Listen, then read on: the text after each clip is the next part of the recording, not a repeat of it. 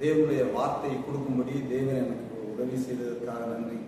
ஒருவேளை இன்றைக்கு நீங்கள் ஆபத்தான சூழ்நிலையில் நீங்கள் இருப்பீர்கள் என்றால் இந்த செய்தி உங்களுக்குத்தான். இந்த காலையிலே ஆண்டவர் தேவனுடைய வார்த்தை மூலியமாக என்னோடு பேசினார். சங்கீதத்தின் புஸ்தகம் 50ஆம் சங்கீதம் 15ஆம் வசனம், ஆபத்து காலத்திலே என்னை நோக்கி கூப்பிடு, நான் உன்னை விடுவிப்பேன், நீ என்னை மகிமைப்படுத்துவாய். ஒருவேளை இன்றைக்கு உங்களுக்கு ஆபத்தான சூழ்நிலை இருக்கலாம். பலவிதமான சூழ்நிலையிலே நான் இன்றைக்கு ஒரு பிரச்சனையில இருக்கிறேன், என்னை தூக்கி விடுகிறதற்கு இன்றைக்கு யாராவது இருந்தால் நன்றாய் இருக்கும் என்று நீங்கள் நினைத்தீர்கள் என்றால் இந்த செய்தி உங்களுக்கு தான். ஒருவேளை வியாதியாய் இருக்கிறேன், இந்த ஆபத்தான சூழ்நிலையில் இருக்கிறேன், என்னை இந்த நிலைமையிலிருந்து இந்த வியாதியிலிருந்து நான் சுகமாக வேண்டும் என்று நீங்கள் நினைப்பீர்கள் என்றால் இந்த வார்த்தையை நீங்கள் கேளுங்கள். இல்லை பல பிரச்சனைகளினாலே நீங்கள் உங்களால் சமாளிக்க முடியாத சூழ்நிலை நீங்கள் இருப்பீர்கள் என்றால் அந்த ஆபத்திலிருந்து தேவன் இன்றைக்கு உங்களுக்கு ஒரு செய்தியை சொல்லுகிறார். நீ உனக்கு ஆபத்து காலமா, இன்றைக்கு நீ என்ன செய், என்னை நோக்கி கூப்பிடு, நான் உன்னை விடுவிப்பேன், நீ என்னை மகிமைப்படுத்துவாய். ஆபத்தான சூழ்நிலை தேவன் செய்ய வேண்டியது, தேவன் நீங்கள் என்ன பண்ண வேண்டும் என்று சொல்லுகிறார், என்னை நோக்கி நீ கூப்பிடு என்று சொல்லுகிறார். சகரியாவின் புஸ்தகம் 9ஆம் அதிகாரத்திலே உனக்கு நான் சொல்லுகிறது என்னவென்றால், தண்ணீர் இல்லாத குழியிலும் அடைப்பட்டிருக்கிற உன்னுடையவர்களை நான் என் உடன்படிக்கையின் இரத்தத்தினாலே விடுதலை பண்ணுவேன். ஒரு தீர்க்க தரிசனம் சொல்லப்பட்டிருக்கிறது சகரியா புஸ்தகம் 9:11.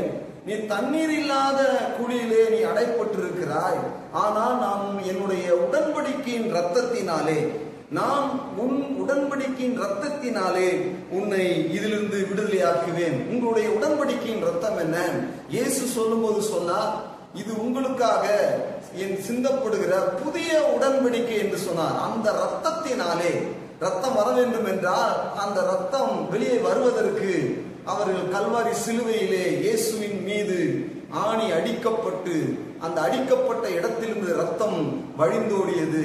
அந்த இரத்தத்தினாலே நீங்கள் விடுதலை ஆக்கப்படுவீர்கள் என்று தீர்க்க தரிசனமாக சொல்லப்பட்டிருக்கிற அந்த உடன்படிக்கையின் இரத்தத்தினாலே உன்னை விடுதலை பண்ணுவேன் என்று சொல்லப்படுற. ஆகையால் உங்களுக்கு ஒரு வாக்குத்தத்தம் இருக்கிறது, என்னை நோக்கி நீ கூப்பிடு, நான் உன்னை விடுவிப்பேன். ஏனென்றால் என்னுடைய குமாரனையே உனக்காக கல்வாரி சிலுவையிலே கொடுத்திருக்கிறேன். அந்த ரத்தம் சிந்துதலுக்குள்ளாக, அந்த உடன்படிக்கைக்குள்ளாக நான் உன்னை தூக்கி எடுப்பேன், உன்னை சுகமாக்குவேன், உன்னை விடுதலையாக்குவேன், உன்னை ஆரோக்கியப்படுத்துவேன் என்று ஆண்டவர் இன்றைக்கு காலையில உங்களோட பேசிக் கொண்டிருக்கிறார். இன்னொரு விஷயத்தை அவர் சொல்லுகிறார், என்னை நோக்கி கூப்பிட வேண்டும் என்றால் நீ ஆபத்து காலத்தில் என்னை நோக்கி கூப்பிடு என்று அவர் சொல்லியிருக்கிறார். ஆகவே நீங்கள் கூப்பிடுங்கள், எந்த பிரச்சனையா இருந்தாலும் அதிலிருந்து உங்களை தேவன் வெளியே கொண்டு வருவார். நீங்க மார்க்கு புஸ்தகம் 10ஆம் அதிகாரத்துல 4ஆம் வசனத்திலிருந்து பார்த்தீர்கள் என்றால் 41, 42 வசனங்களை பார்த்தீர்கள். இயேசு எரியோவுக்கு போகிறார். அங்கே ஒரு குருடன் இருக்கிறான், அவன் பெயர் பத்திமேயு என்று பெயர். அவன் ஒரு குருடனாய் இருக்கிறான். வழி போகிற இடத்துல கேட்கிறான், என்ன சத்தமா இருக்குது, அதிகமான சத்தம் கேட்டுக்கொண்டிருக்குன்னு சொல்லும் போது அவன் சொல்றாங்க, இந்த பக்கமாக இயேசு போகிறார். அவன் கூப்பிடுகிறான், தாவீதின் குமாரனே எனக்கு இறங்கும் என்று இயேசுவை நோக்கி கூப்பிட்டான். அப்பொழுது ஜனங்கள்லாம் சொன்னாங்க, நீ அமைதியா இரு, சத்தம் போடாத அப்படின்னு சொன்னாங்க. ஆனால் வேதம் சொல்லுகிறது, 42ஆம் வசனம் சொல்லுகிறது, மிகவும் அதிகமாக சத்தமிட்டு கூப்பிட்டான். அந்த சத்தத்தை தேவன் கேட்டார். நின்று அவனுக்கு, நான் உனக்கு என்ன செய்ய வேண்டும் என்று இருக்கிறாய் என்று. இன்றைக்கு நீ ஒருவேளை இந்த சூழ்நிலை இயேசுவே எனக்கு உதவி செய்யும் என்று நீ கேட்பீர்களாகி, இன்றைக்கு அவர் சொல்லுகிறார், நான் உனக்கு என்ன செய்ய வேண்டும், உன் விசுவாசமே உன்னை ரட்சித்தது. எப்படிப்பட்ட சூழ்நிலையா இருந்தாலும் சரி, பிறவியில் இருந்தே கூடனா இருந்த அவனை இயேசு சுகமாக்கினார் என்றால், பார்வையடைய செய்தார் என்றால், இன்றைக்கு நீங்கள் இயேசுவை நோக்கி கூப்பிடும் போது அவர் உங்களுக்கு அந்த பிரச்சனையிலிருந்து உங்களை விடுதலையாக்குவார், ஆபத்திலிருந்து விடுதலையாக்குவார். நீங்கள் அவரை மகிமைப்படுத்துவீர்கள் என்று தேவன் வாக்குத்தத்தம் கொடுக்கிற ஒன்று. வாக்குத்தத்தத்தின்படி அவரை நோக்கி கூப்பிடுங்கள். இரண்டாவது தீர்க்க தரிசனத்தின்படி அவரை நோக்கி கூப்பிடுங்கள்.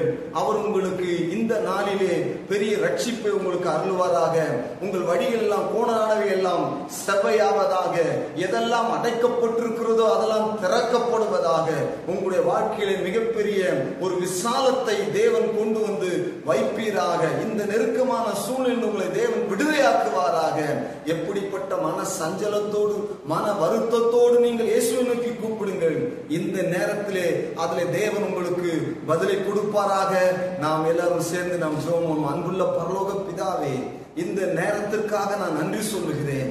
நீர் சொல்லியிருக்கிறேன், என்னை நோக்கி கூப்பிடு, நான் உன்னை விடுவிப்பேன், நீ என்னை மகிமைப்படுத்துவாய் என்று சொன்ன வார்த்தையின்படியும் என்னுடைய உடன்படிக்கையின் ரத்தத்தினாலே உன்னை நான் விடுதலையாக்குவேன் என்று சொன்ன வாக்கு தத்தத்தின்படியும் ஏற்கனவே கல்வாரி சிலுவையிலே எங்களை விடுதலை ஆக்கிட்டீங்க என்பதை நான் விசுவாசிக்கிறோம்.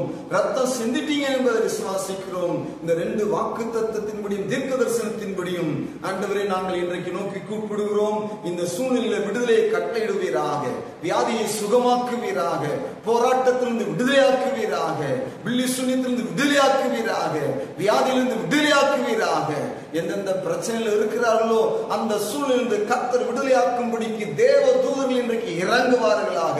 மனித தயவு உண்டாவதாக. இப்படி சூழ்நிலையெல்லாம் மாறுபடி ஜெபிக்கிறோம் இயேசு கிறிஸ்துவின் நாமத்தினால் ஜெபங்களின் நல்ல பிதாவே, ஆமென், ஆமென். தேவன் உங்களுக்கு இதை செய்வார் என்று நீங்கள் விசுவாசியுங்கள். நீங்கள் செய்த பின்பு எங்களுக்கு உங்களுடைய சாட்சி எங்களுக்கு அறிவியுங்கள். கர்த்தர் உங்களை ஆசீர்வதிப்பாராக. God bless you.